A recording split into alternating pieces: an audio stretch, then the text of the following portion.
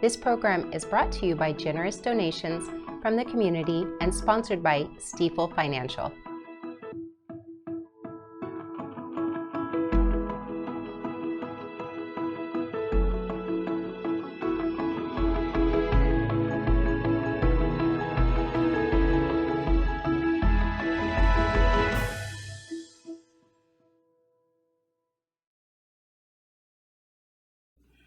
Good evening.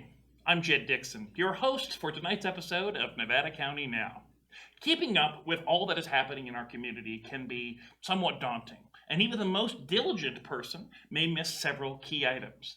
We hope you will make this program a staple in your news gathering process. It can be watched live on both YouTube or Cable Channel 11, or you can check out the Nevada County Media YouTube channel to watch it anywhere, anytime. Don't go away. We'll take a short sponsor break and be right back. Thank you to Stifel Financial, proudly helping individuals pursue financial goals, businesses and organizations raise and protect capital, and communities offer higher quality of life. To learn more, visit www.stifel.com.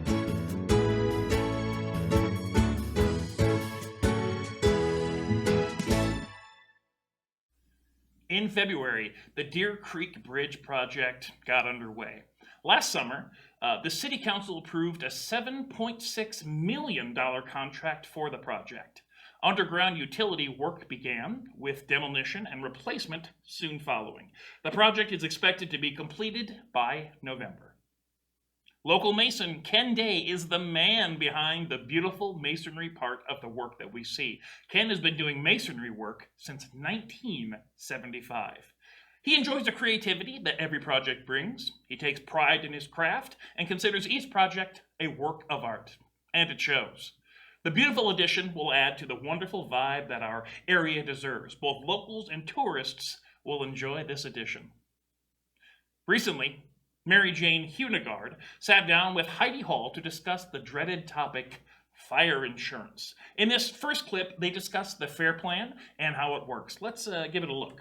So you mentioned the California FAIR Plan, and it sounds like they've kind of stepped in to fill some gaps, especially for people who can't get insurance in other ways. But I think you also mentioned that they're very limited. For it being a state-funded plan, I'm just wondering, why wouldn't they be enough to cover what is needed, if they're run by the state? So that's actually very interesting. It's something that most people don't know, that it is not a state-funded plan. Oh, okay. It is an insurance company-funded plan. So the insurers have to chip in to the FAIR Plan. So even though they're not choosing to insure people themselves, they are having to pay into a bigger plan that the state is overseeing to give people that insurance.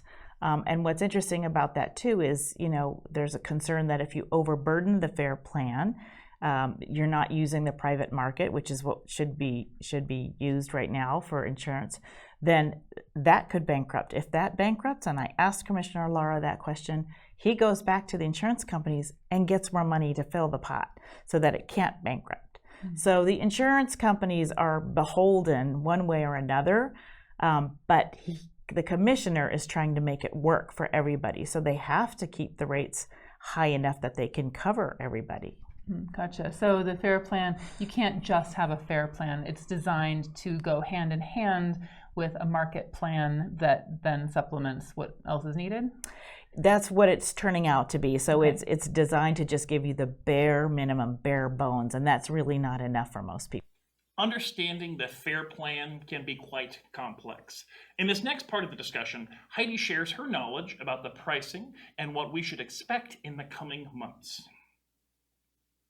We have in California Proposition 103, which meant that insurance companies could not raise rates more than 7% each time they came in to ask for a raise, and that rate could be challenged by consumer groups. What that means is that we've seen our insurance rates not skyrocket like the rest of the country. It's been a good thing in the short run. Unfortunately, it's been very cumbersome, so even for the insurance companies, raising rates at all has been difficult. And now we're in this crisis where, because of climate change and storms all over the country that are, as we see even today, are getting worse, the costs to insurance companies are skyrocketing, and they are claiming they do not have enough money to be providing policies in a state like California, where they can't raise their rates enough to make it profitable for them. So they started pulling out of the state. We currently have, I believe, one insurer still working in the state, plus the FAIR plan. Which insurer is that? I don't want to name names because it can change, and Gotcha. and we don't want to be picking on people right now. Got it. Except as a big group, I do want to pick on them a little bit. Okay, fair enough. Thank you. Yeah. So what Ricardo Lara is trying to do is work within the confines of Prop 103. Otherwise, he'd have to go back out to the voters and overturn that, and that's a very difficult and expensive prospect. So he's allowing insurers to change their modeling practices. In the California, they look at what used to happen, and they use that as a determination of what your risk is. Other states are using catastrophic models. They're looking at, for example, climate change data, and they're using that to determine what the rates are going to be. So he's going to allow insurance companies to do that, which means they're going to be raising their rates, and they're going to be able to move that faster. And in exchange, and then he's done a few other things to try to give them what they want. And in exchange, they've agreed to come back in California's market. And his rule is that anybody who wants to write insurance in California for homes is going to have to write 85% of them in higher fire risk areas. Okay. So the bottom line is we're going to give it some time. So we'll see January 1st in the next couple months after that if we see the insurers coming back in the market, and hopefully that will help. Yeah. I don't think that's enough. I think we still need to deal with the bigger issues of climate change and global issues that make insurance costs so much. Mm-hmm. I mean, we're in the middle of the after effects of Hurricane Helene, and Hurricane Milton is bearing down. Those are going to be billions of dollars of costs to somebody.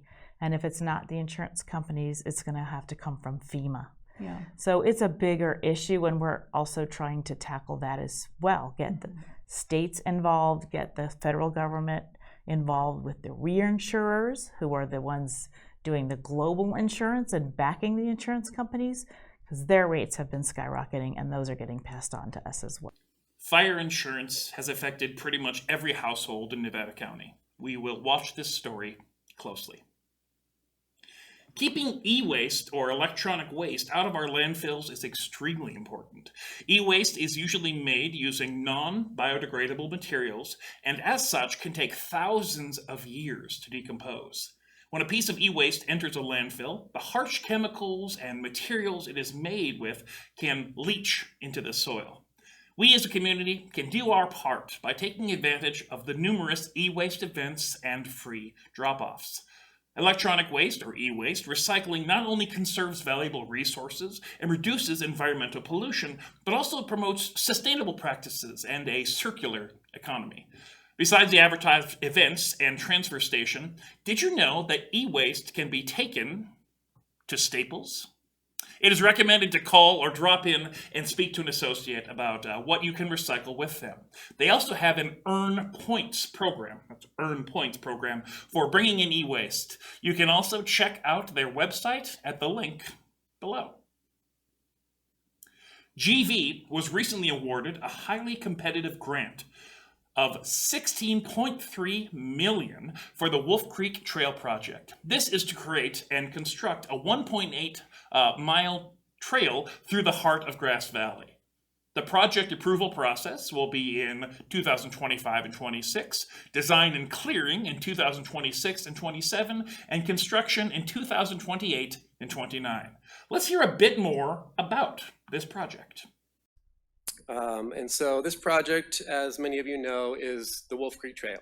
So it's to construct our vision of a trail, which with this proposal is going to begin at the Mill Street parking lot, and extend through town, out Bennett Street to the northeast, over to Railroad Avenue, and then east along Idaho-Maryland Road, out towards Loma Rica Ranch to connect to the recently constructed trail system out in Loma Rica Ranch. So it gets us, I think, 1.8 miles of trail all through the heart of town, many different connections, as you can see on the map here, and just opens up a world of possibilities for cyclists and walkers and recreation and everything, enjoying the creek. It roughly follows the creek. Obviously, in places you'll have to come off the creek and go on a roadway, but it will be separate and it will be a shared use for bicyclists and walkers. Grass Valley City Council also discussed the Highway 49 Overpass Transportation Art Project, which adds art to the overpass structures. They also discussed the downtown parking situation. Both items were approved by the council to move forward. For the full video of the November 12th meeting, please visit the city's YouTube channel at the link below. You know, our community is full of amazing people and organizations. We're going to take a short commercial break, and when we come back, we will be joined by several of those community members. If you are dining outside at a restaurant and someone is smoking a cigarette or using an electronic smoking device, you are being exposed to secondhand smoke. But what if you're in your own home and a neighbor's smoke is drifting in? Every person should have the right to live in a smoke-free environment to protect their health and the health of their family. I live in an apartment and my son was coughing more than usual. I realized it was because our neighbor's smoke was affecting him. I tried putting a wet towel under the door and I asked the neighbor to please not smoke inside. He smokes outside sometimes, but the smoke still comes in. I'm really worried about my son's health.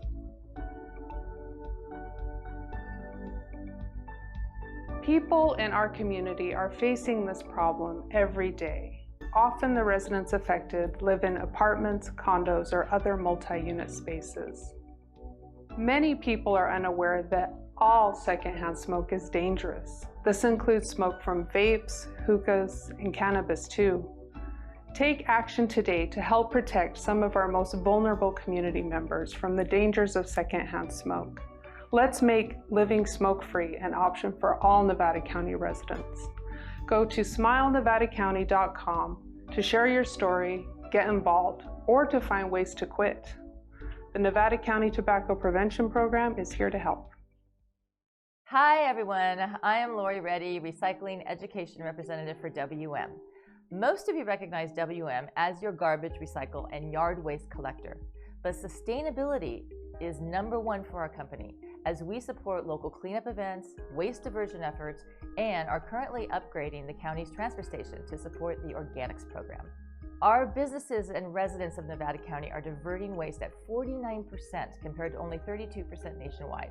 WM is here to educate local businesses and residences that something as simple as not throwing plastic bags into recycle bins and taking them back to the stores, reusing or refusing altogether, is a big step to our sustainable future.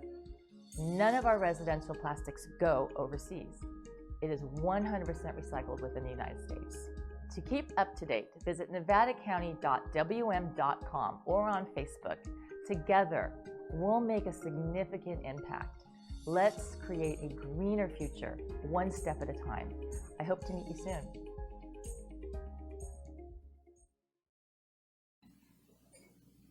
Hello! Vaping in schools is a health and safety issue that is impacting not only our students here, but worldwide. Their academic performance, mood, and well-being is all being affected by this. Schools and educators play a key role in preventing vaping and tobacco use, as well as parents, peers, and others in the community. Today, we have Shannon Glaz, Health Education Coordinator with the County of Nevada, here to share a bit of information with us. Shannon, how are you doing today? What would you like to share with the good people of Nevada County right now? Great. Well, thanks for having me. Well, I just wanted to come and talk about a new local campaign that our public health department is creating specifically for people of Nevada County is going to be a nicotine prevention campaign. Oh, an NPC. Yes, and or I guess I could let the cat out of the bag, and it's called Clearing the Air. A Nevada County Now exclusive. Clearing the Air is the name of the campaign. Yes. Okay, I'm so excited. Please continue. And so we're hoping that it'll just be tailored to creating needs for our parents and young people, because I know everybody has heard that vaping is considered an epidemic, and unfortunately our county is not excluded in that. But what I can say is, working in the schools, is that once kids have been doing it for a while, most of them realize that they want to quit. And it's hard. I mean, nicotine is the most addictive drug out there. And I think that's one of the things that kids really don't realize with vaping, is just how addictive it can become and how quickly they will suddenly not have control over it. So I actually did start I took an American Lung class last year, not on tobacco, that was more geared toward vaping, because a lot of the cessation classes talk about smoking, and really with vaping, has a lot different habits and triggers. And so the not on tobacco is specifically geared for teens and vaping. And so I did run a class with the health teacher at Nevada Union last year that was a voluntary class. And what was the impact of that class? We ended up with 8 students that voluntarily did it. And at the end, we had 1 drop out, and the rest stuck through the class. And at the end of the summer, so about 3 months out after the class, the teacher said that she had talked to 4 of them, and 4 of the 7 were still not vaping. Still in that nicotine prevention phase. Well, that's fantastic. Yeah. So it sounds like every generation has their version of what that inhalant epidemic is. So how does vaping differ from, say, smoking or any other thing we've experienced in the past? Well, the vaping just has more amounts of nicotine. Oh, really? Basically, a cigarette has a start and end point, and it basically has about 1.4 milligrams of nicotine. Well, with a vape, you could get anywhere from 1 to 3 milligrams per hit, and somebody could hit a vape 10 to 15 times in the amount of time it could take to smoke 1 cigarette. And refill it and do it all over again. Yeah, so the amount of nicotine that is being ingested in this day and age with the whole vaping is something we've never experienced. So again, we don't know what the true outcomes, 20 years down the line for these people that are experimenting. Yeah, that's really the question. How is this going to affect people later on and down the line? Well, thank you so much for joining us and sharing that. Do you have any last message for the people before we move on? Just if you'd like to know more about our program, if you go to smilenevadacounty.com, that has a tab all about tobacco prevention and resources, and then look in the coming year for our new Clear the Air campaign. So we look forward to that, and parades and booze and all over town. So help us clear the air. Thank you so much, Shannon. All right, thank you. Well, don't go away. There is definitely more to come. From the foothills of the Sierra Nevada, a new hero will emerge. One who is ready. One who makes sure their friends and family are set. And has the power to go at a moment's notice. This fire season, you're the hero. We are Ready Nevada County.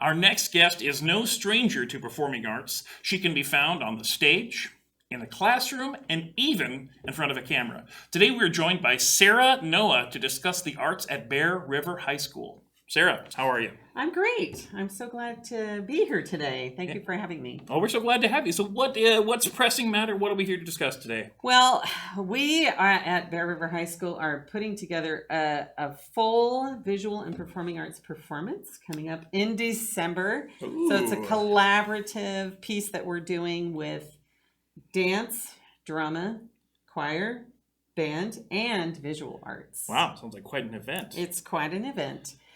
So last summer, we all got together and talked about, we had done this a few years ago and really want to do it again because it was so good for our kids to work with each other because they don't always see what each other does because they're all so busy.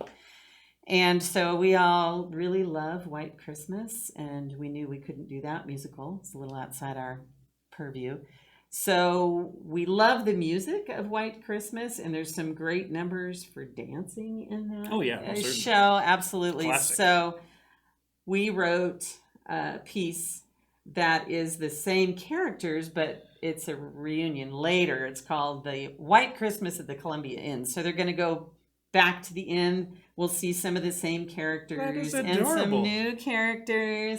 But the contrast is in White Christmas, there wasn't snow, but in this one, this snow might be a problem. Uh-oh. So, yes. So sounds like you might have some conflict to overcome in this be some dramatic conflict story. To overcome. Absolutely, absolutely. So, do you have dates to share for that? It is December 6th and 7th. And pre-show at 6 o'clock in the MPR, the multi-purpose room, our art students will be doing art activities that are all free. So if people want to make little crafty holiday things, and our ceramic students will be selling ornaments that they've made. We'll have cookies and hot chocolate and things. And then the show is at 7. And it's $10 for students, any school, and seniors, and then $12 for general. Wonderful. And so this is bring the family, bring the kids. Absolutely family friendly. It's not super long. We don't want a 3-hour show. Sure. In December, we don't want to produce it. Yeah, everyone's wearing sweaters, and they're, oh, it's getting so hot in here. So our beginning students are getting some opportunities. My beginning drama students are going to be in front of an audience for the first time. Wow. Doing a little history of White Christmas, the song. So we'll learn some things also. And we have a number of dancers. We have some students who are going to be choreographing some of the numbers. That's cool. If you can hand it off to the next generation, that's wonderful.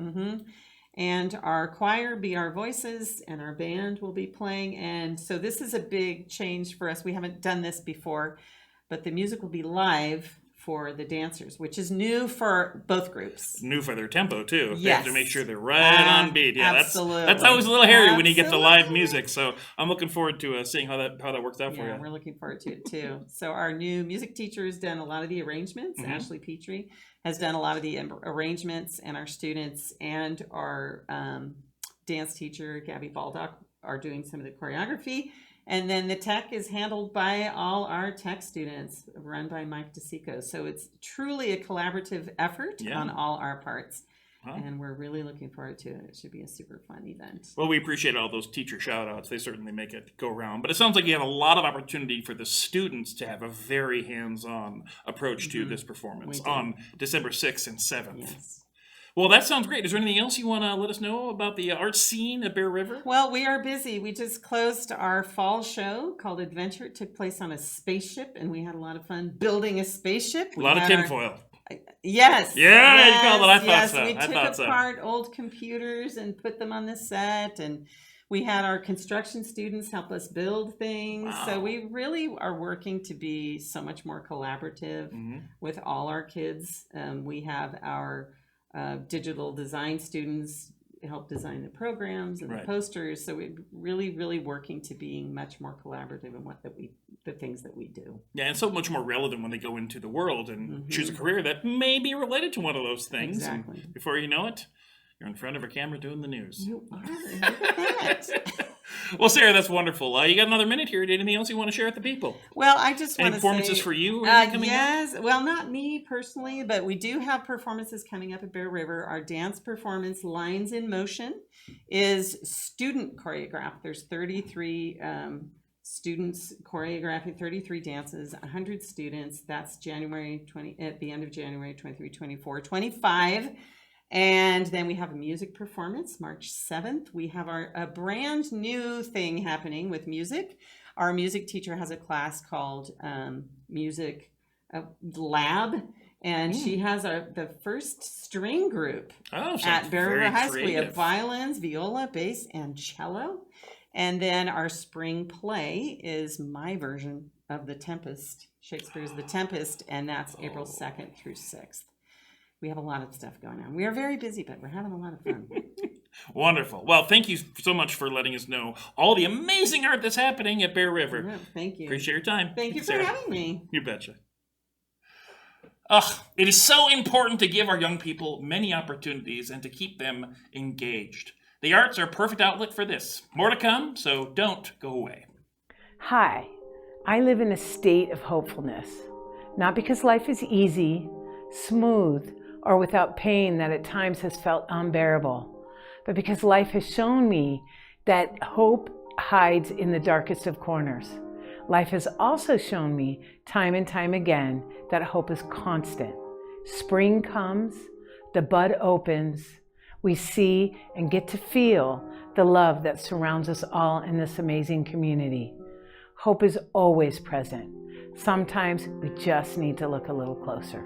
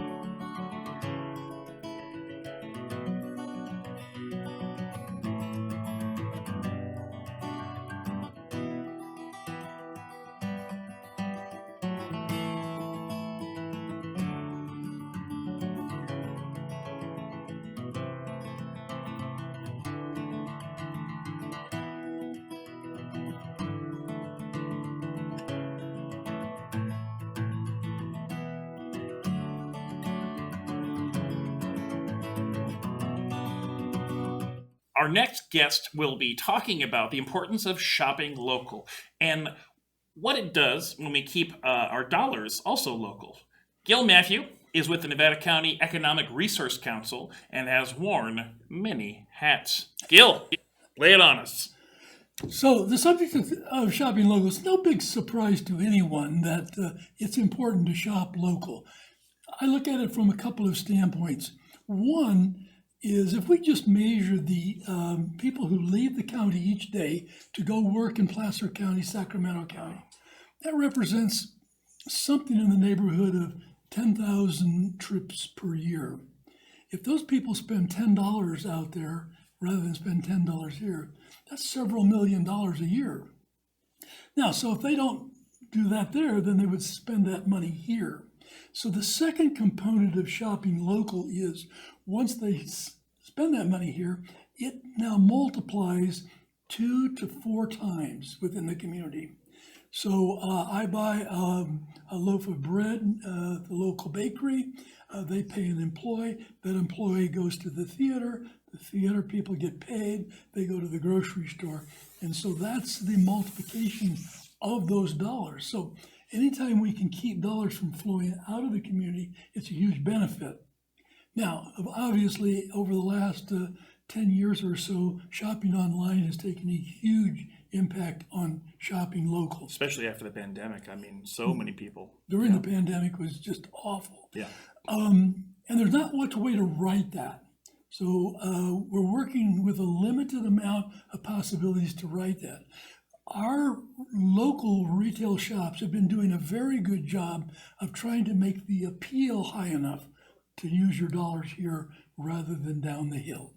We recognize that Costco is still a big draw, but there are many things we can buy here that you can buy just as economically here as you can there. Tires as an example, some of those kinds of things. So we encourage that shopping local. And what does it do besides just the sheer economics of it? There's the sales tax impact of that. And then going beyond that, I like to look at what I call behavioral economics. What are the things that we do we don't intend the consequence to be? So when we shop local and we keep things local, it gives us a sense of community. It's that sense of community that allows us to thrive as we do. So I'm a big advocate. If you remember back years ago, Howard Levine, an iconic figure in Grass Valley, started a campaign of shop local, had decals we put on our cars saying shop local. I'd love to bring that campaign back. I'd love to bring that awareness back because I think the awareness has somewhat faded. Sure. Yeah. Well, you have a lot of people that are moving to the county, people are moving away from the county. So you have that constant cycling of folks coming in and out. So maybe they don't have that same mentality. So what kind of steps can we take to make sure to ensure that we are shopping local? I know it's keep it in your brain, but what are some tips or tricks? Okay, here's one that drives my wife nuts. Great, that sounds like a good idea. There's a great one. So we go to Sacramento to visit our children that live in Roseville. And we get down there and I discovered that I'm getting low on gas. Well, the tendency is to pull over there, but I maintain I can make it home and buy gas in Nevada County.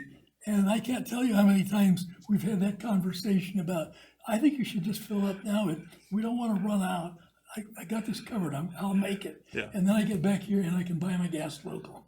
So those are the kinds of things that we can do. Put in $5 in Roseville, make it home, and then fill up at the Quick Trip. A great suggestion, Jim. I love that. Yeah, those are the kinds of things. And the other thing is to remind the people around us. When you're at work, remind people that, hey, they're having a great sale today at grocery outlet. Buy here. So those tax dollars can stay here. Not only the dollars to the merchant, but the tax dollars. Great consequence. Yeah. And you had talked about making some larger purchases, well, like, say, tires. Is there anything else? I mean, maybe there's some great appliance stores in town. If you need that new refrigerator or you need a new washer or dryer. We have only one. Okay, well. The other thing that we've lost here, if you'll notice, we have no new car dealerships in Nevada County. Oh, yeah, that's true. Yeah. And we used to have 3. And they have since gone away. Would love to bring those back, but economically it just doesn't make sense for them apparently because they've all moved away.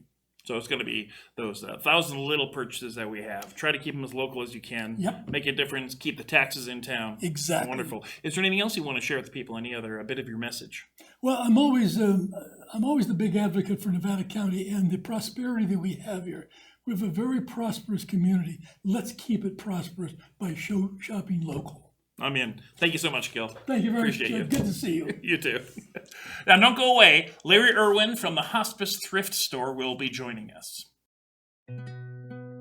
Sometimes love and friendship can blossom in the most unexpected places.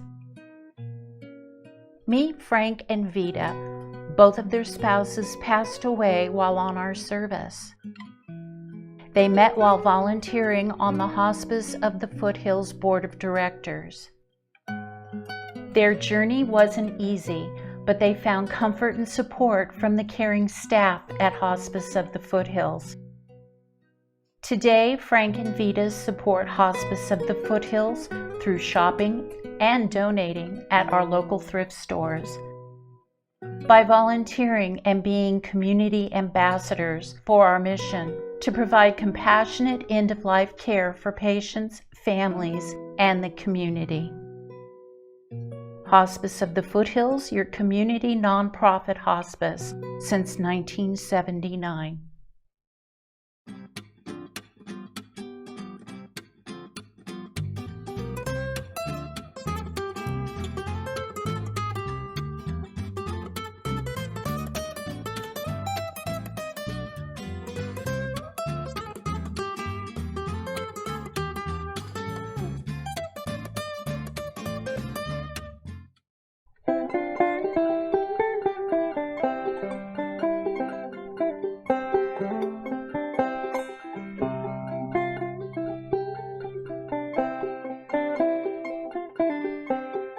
One of our goals as an agency is to bring that awareness that in our community there's still needs out there for firewood, especially in the senior population, and that together as a community, we can meet that need. Each year gets a little harder and a little harder, but just seeing this, I feel like one of the lucky ones.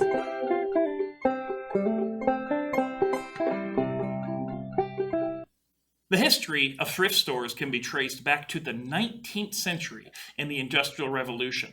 Today, we are highlighting one of our own. The Hospice of the Foothills Gift and Thrift Store is a cornerstone of the community and is more than a retail store. Here to tell us all about that store is Larry Irwin. Larry, how are we doing tonight? We are doing fantastic. What an opportunity, what an honor it is to be here. Anytime I can come out and share with anybody, whether it was one person, it is important.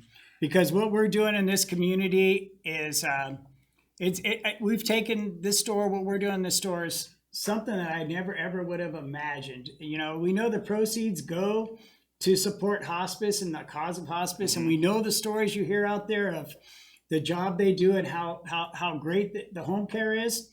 And that inspired me 10 years ago when I came here. I heard these stories, and it actually, I couldn't find a better place to work because every day I came in, I heard something positive. And I said, you know, someday I hope that our thrift store would impact our community and meet the needs of the community to where there would be stories about how we're making a difference in the community. Right. You said you have so many volunteers that are working there, and maybe it's time to turn that around and see what you can do for the community. Is that what you wanted to share? Yeah, you know, right now we have 2 locations. We have the Penn Valley, we have the Grass Valley store, and we're right around 100 volunteers. Wow. 100 volunteers, and things had to change. When I came there, my role changed. I realized that my role was to be there and support. I had to take on the role of a servant, and I have to be there to serve others. And I realized that I couldn't do that just by myself. So the roles of my staff, where they used to be more hands-on doing the work, I had to teach them that they're going to have to pull back. They're going to have to trust others, and they're going to have to take on a role of a servant so they can be supportive of them, give them the training they need, give them a place and a sense of purpose, give them the support.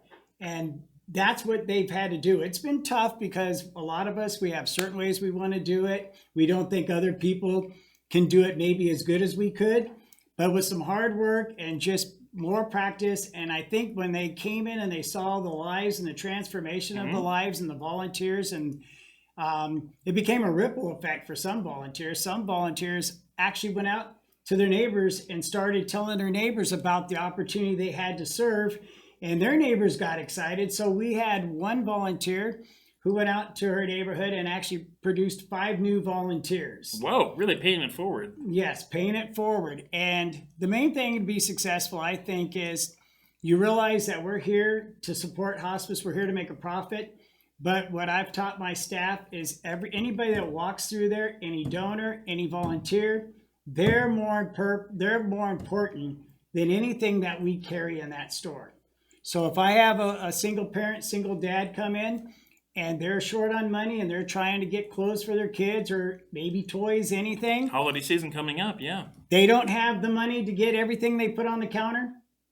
It's not going to be uncommon that we put it in the bag and tell them that, hey, we're here for you. You are important and we're here to meet your needs. We've helped fire victims. We give out vouchers to Women of Worth, Hospitality House, the veterans, Community Beyond Violence. We have vouchers that we give out to support them. They do have an amount on them, but if they come in and they overspend it, we don't question it. We just put the product and put the merchandise in the bag and tell them to have a good day and let them know, hey, you're important. And we want to be part of helping you. And if this helps meet your needs, that's what we're here for. And it's not just included to certain organizations. It's anybody that comes in. If you came in and you saw a lift chair, or you saw a piece of art, and you saw it and you said, wow, I really, really would love to have this, but the price is a little more than I can have. It wouldn't be uncommon. My staff would probably go, what do you think what would be good for you?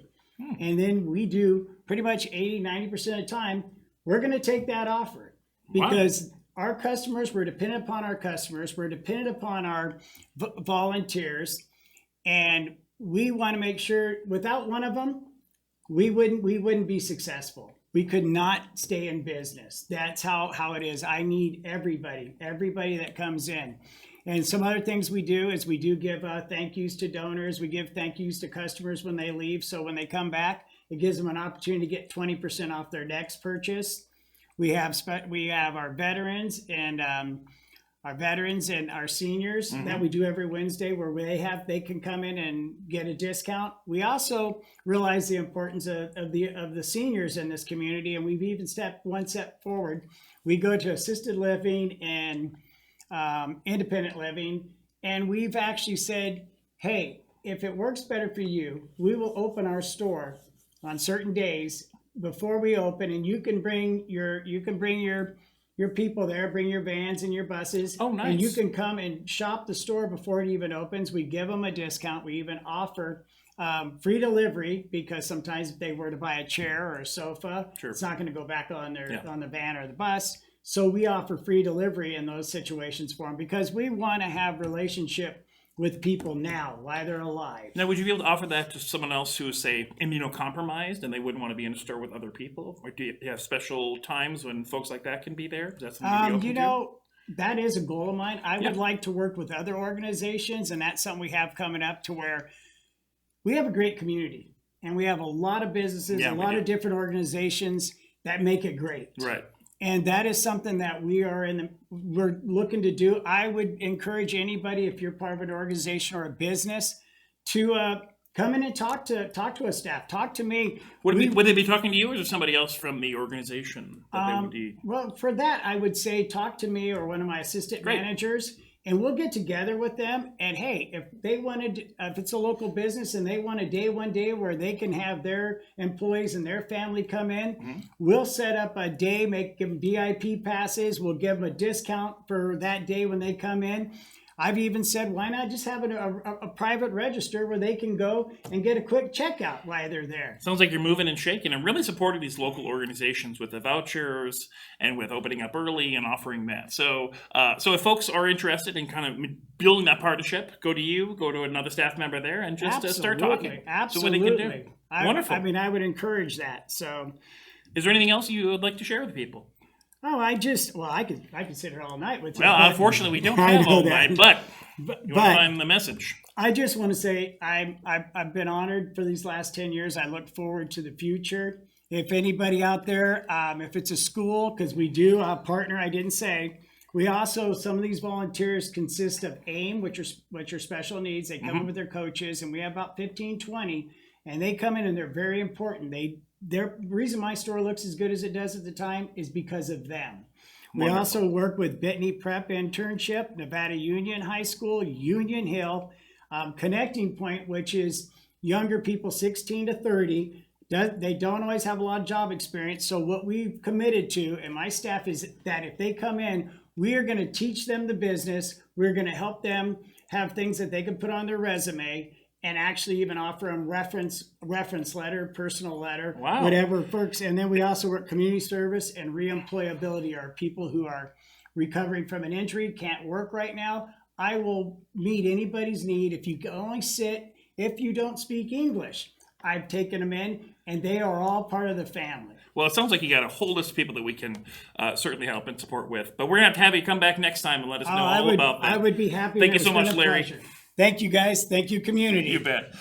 We wish to thank you for watching this edition of Nevada County Now. Please feel free to share it with your friends. If you would like to help contribute with stories or write stories, appear on a show, or even become a host, hey, please check out the details on our website at nevadacountymedia.org/NCN.